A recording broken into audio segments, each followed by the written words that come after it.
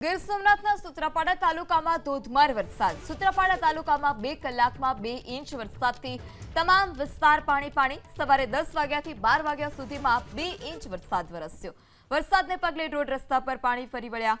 યાત્રાધામ સોમનાથમાં પણ ભારે વરસાદથી નદી નાળા કે જેમાં પાણીની આવક છે, રસ્તા પરથી નદીઓ વહેતી હોય તેવા પણ દ્રશ્યો સર્જાયા।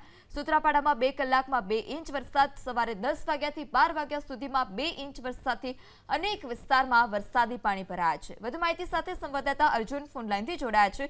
જી અર્જુન, સૂત્રાપાડામાં ધોધમાર વરસાદ, કયા વિસ્તારમાં વધારે સ્થિતિ ખરાબ છે?